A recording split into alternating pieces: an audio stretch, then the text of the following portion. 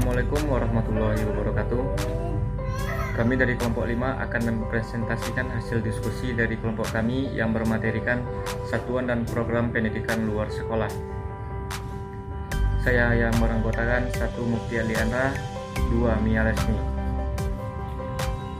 Untuk tidak memperpanjang kata-kata, saya sebagai moderator akan memaparkan hasil diskusi dari kelompok kami. 1. Pengertian satuan dan program PLS.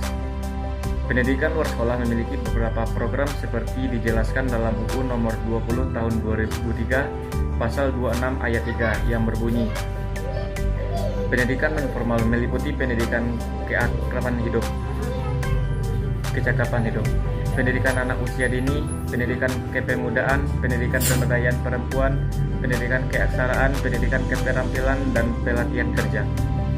Pendidikan kesetaraan, serta pendidikan lain yang ditunjuk untuk mengembangkan kemampuan peserta didik. Berdasarkan uraian di atas dapat diketahui bahwa pengelolaan program pendidikan luar sekolah merupakan hal penting sebagai salah satu cara untuk mencapai tujuan program pendidikan luar sekolah yang telah ditetapkan, baik oleh perorangan maupun kelompok secara efektif dan efisien. 2. Karakteristik atau perbedaan satuan dan program pendidikan luar sekolah. Menurut Mustafa Kamil, karakteristik pendidikan luar sekolah meliputi aspek tujuan, waktu penyelenggaraan, program, proses belajar dan pembelajaran, dan pengendalian program. 1. Karakteristik segi tujuan. A.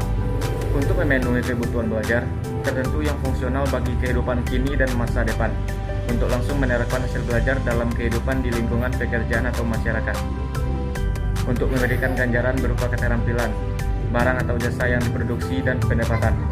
2. Karakteristik segi waktu penyelenggaraan. A. Relatif singkat dan bergantung pada kebutuhan belajar peserta didik.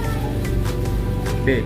Menggunakan waktu tidak penuh dan tidak berbagai cara sesuai dengan kesempatan peserta didik, serta kemungkinan untuk melakukan kegiatan belajar sambil bekerja dan berusaha. C. Jenis dan satuan program pendidikan luar sekolah.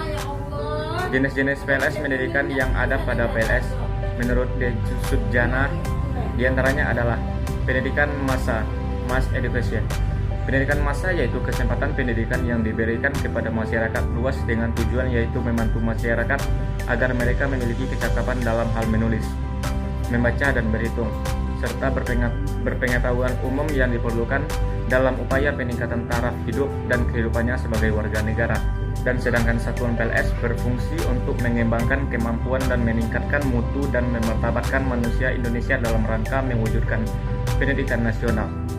Secara khusus, PLS dalam praktiknya mempunyai fungsi yang sangat luas, yaitu sebagai pendidikan alternatif, pendidikan tambahan, pendidikan keluarga, pendidikan sepanjang hayat, pendidikan kader, dan sebagainya.